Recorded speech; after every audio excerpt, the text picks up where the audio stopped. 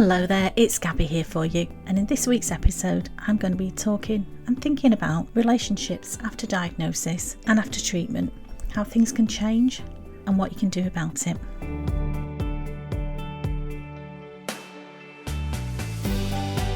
Three main areas I'm going to look at. First of all is relationships, your intimate relationship with your partner. Secondly, thinking about relationships with friends and maybe your wider circle of friends. And then thirdly, and maybe the most important one of all, thinking about the relationship with yourself. So first of all, thinking about your intimate relationship with your partner, whether you're in a marriage or you've got a close relationship, whether you're living with somebody, whoever you're spending the most time with.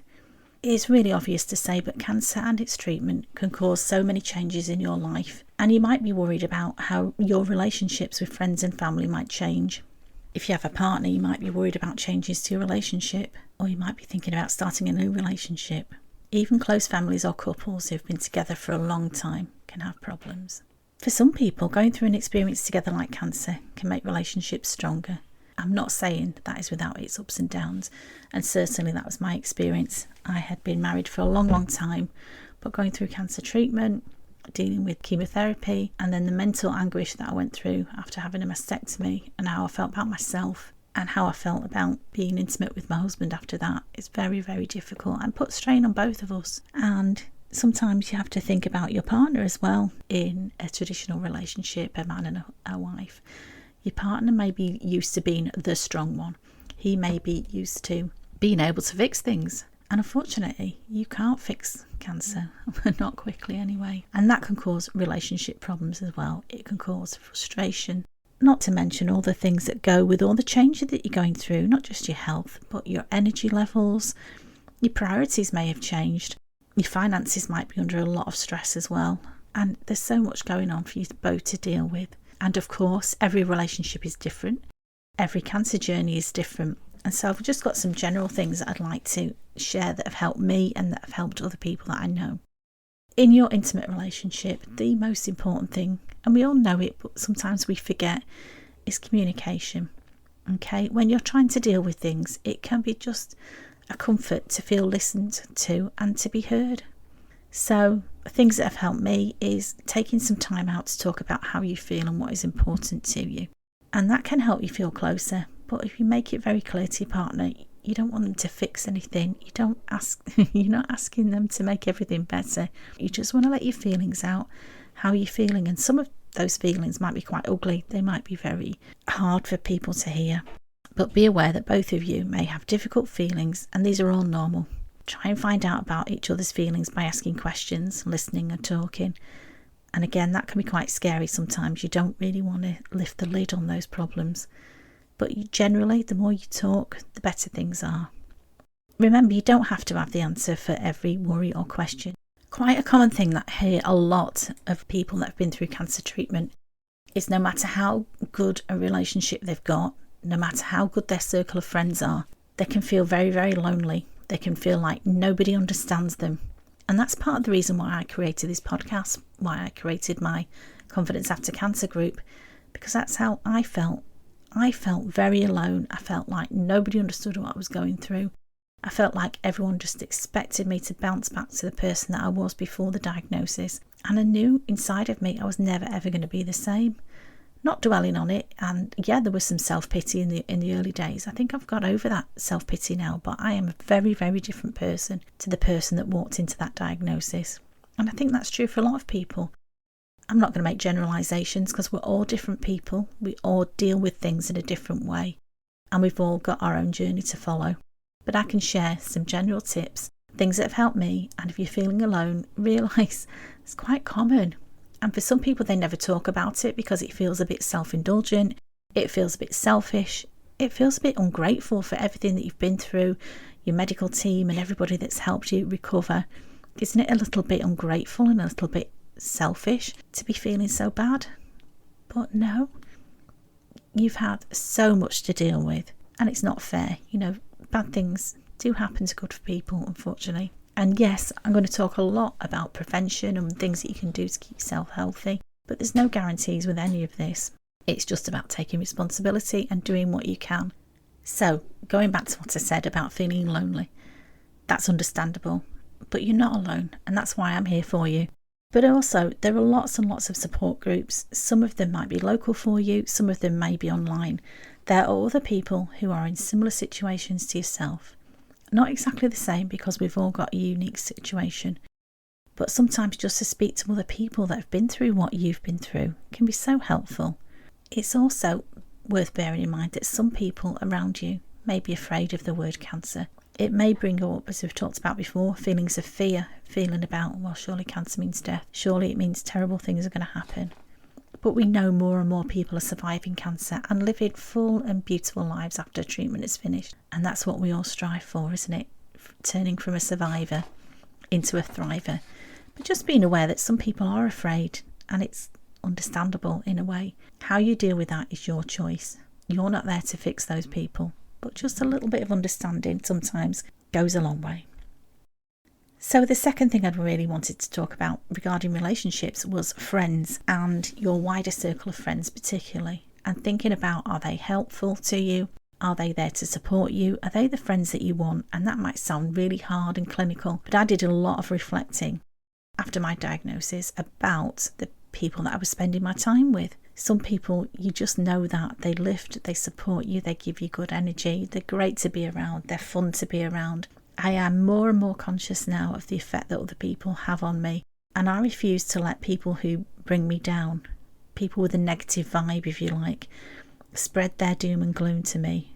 One of the things I came across a few years ago actually, and I've shared this with quite a lot of people and they find it really interesting, is to do an exercise, and we call it the detox exercise. So we all know about detoxing your house, we know about decluttering. So how would it feel if we did a little exercise just to reflect on how you feel about the people you're spending time with? So I would invite you to get a pen and paper, sit down and take 5 minutes to do this exercise, because it's really, really useful. So what I want you to do is get your pen and paper and think about the last month. Who have you spent time with? It could be work colleagues, it could be your family, it could be your friends, neighbours, whatever it is, people that you're around. Maybe go back through your diary or your planner if your memory is as bad as mine. Think about that last month, or maybe 2 months. Who have you been around? Who have you interacted with? Who have you spent time with? Okay, so these are the people in your life. Now, no judgment here. We're just going to look at this and do a little exercise. So on a big piece of paper, an A4 if you can, I'd like you to draw a horizontal line from the bottom of the page to the top of the page. And in the middle of that line, we're going to call that 0. And at the bottom of the page, we're going to call that -10. And so at the top of the page, no surprise, is +10. And if you can, if we can make some sections in between at equal marks, this is not an exact science, this is just to give you an idea of what's going on in your life in a way maybe that you've never thought about it before. So what I want you to do is look at the list of the names that you did before, people that you've been spending the time with. And I want you to just pick the first name and think about how you feel when you think about that person. Just your gut reaction. How do you feel? Is it a positive? Is it a negative? Is it, oh my goodness, they are a +10. They make me feel amazing. They make me laugh. They make me feel loved. They make me feel cherished. They make me feel valued. They're a +10. They're people that I just can't get enough of and I want to be around even more. Or are there people maybe that are not so positive? You think, oh, yeah, I've spent time with them, but I never come away feeling very good about myself or about them. Quite negative. There's a lot of stuff going on there. And you might say, well, I have to spend time with them. It's my work colleague or it's somebody in my family. We're not here to judge that at the minute. All I want you to do is just think about how you feel when you think about them, your gut reaction, and put that person on your piece of paper and give it a score. I am hoping, as most people have, you've got a very good mixture. Maybe you've got positive and negative. Maybe you've got a lot of people just sat in the middle. It was very, very interesting for me when I did this exercise. I realised I was spending quite a lot of time with somebody who didn't make me feel very good. And actually I felt it was an obligation. It was somebody in the family, not a close family member, but somebody that I was spending an awful lot of time with, attempting to help her with a lot of problems she had in her life. But this had been going on for far too long, and I'd let it go on because I felt guilty if I didn't spend time with her. I felt like she needed me. And what my cancer diagnosis gave me, one of the gifts that it gave me, was the chance to step back, reevaluate and think, who am I spending my time with? Did they make me feel good? Did they make me feel negative? And hopefully if you've done this exercise, you can see very clearly people in your life that you've got positive connections with, people that you've got positive feelings about. And so my question about that would be, are you spending enough time with these people? Because they're obviously good stuff in your life. They are people who make you feel uplifted, they make you feel good, which is great, and we all need more of that. Now, the people that make you feel negative, what can you do about that? Well, you've got choices. You are in control of your own life. Sometimes we think we don't. We might think, well, for instance, it's my mother, for instance. I can't not spend time with her. But you've got choice how you react to her. You could try setting some boundaries with her. If she's doing things that are pushing your buttons and making you feel negative, maybe that's a conversation that you need to have. Do you need to spend so much time with people who make you feel like that? Or is actually this a good opportunity for you to step back and think things need to change for the better, for me, for my own self-protection and for my health? And so I'm going to make some changes. If you want to reflect or chat about any of this, get in touch with me because I'd love to hear from you. But I found this really, really fascinating when I first did it. And it helped me a lot to think about what I want more of in my life, which is positive, supportive people. People who are fun to be around, people who've got the same values as me.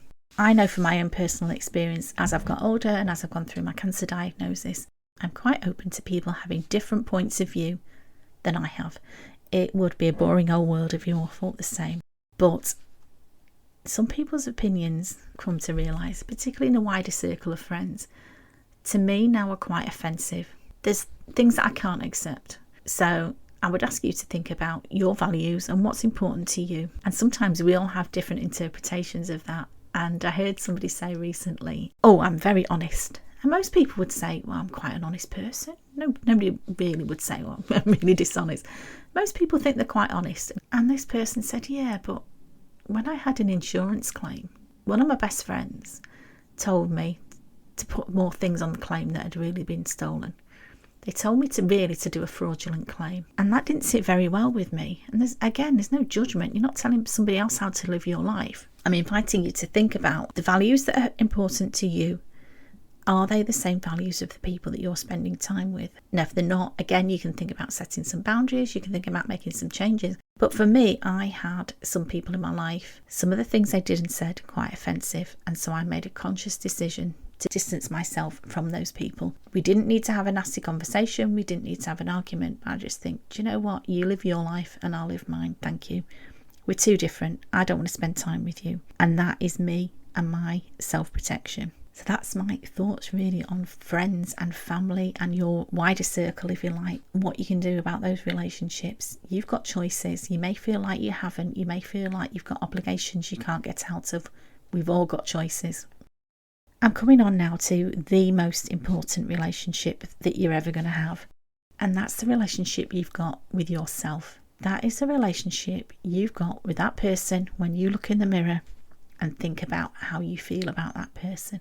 And for most people, and I've discovered this quite recently, a lot of people don't even like themselves. They've got a lot of negative connotations. There's a lot of guilt, a lot of shame with people, a lot of regrets. And I'd say to you, my love, if that's you, give yourself a hug, a virtual hug, and say, come on, at the time you did the best you could with what you had. You are older and wiser now. You can make some changes if you want to, if that's where you want to change. Of course we can. We can all change. We all learn from our mistakes and we all make mistakes. The important thing, I think, is to show yourself some compassion, some forgiveness. Okay, don't be so hard on yourself. How would it feel to show yourself some unconditional love? How would it be if you adopted an attitude of curiosity and acceptance for the mistakes that you've made and think, well, that's interesting. Why did you do that? The thing, not beating yourself up, not going over and over in your mind, telling yourself how rubbish you are because you've made this mistake. No, that's no help to anybody. What I would like you to do is reflect and show yourself some compassion and some forgiveness. Okay, stop pressurizing yourself to be perfect, because nobody is perfect. And you may feel there's some stuff going on in your head that's ugly, that's not nice. And if you really feel like that, and maybe you need some help, you know, if you might need a therapist, you might need to talk to your doctor, well, that's fine, go and get that help. But generally, a lot of us are just so tough and so hard on ourselves. And so I'd really ask yourself to think about the relationship with yourself. Heal that relationship first, and then once you've done that and you are feeling good about yourself, you're feeling kind about yourself, you know who you are, you know what your values are, only then can you have successful, loving relationships with somebody else. Don't go to somebody else, particularly romantic partners, and I've seen this a lot. People will go feeling pretty broken and then go into a relationship and wonder why their partner isn't fixing them. Your partner's not there to fix you. You are there to fix you. You can be your own saviour. You really can. No matter what's happened to you in the past, everything is fixable, okay? If you just show yourself some compassion and forgiveness and some self-love. And I'll leave you on that thought. Thank you so much for listening. It means a lot to me. Please reach out to me if you'd like any help on any issue that you're having. I'd love to hear from you. I hope you have a wonderful day. I hope you have a wonderful week ahead, and that we speak soon. Thank you so much. Take care, my love. Stay safe, stay sane. Bye bye.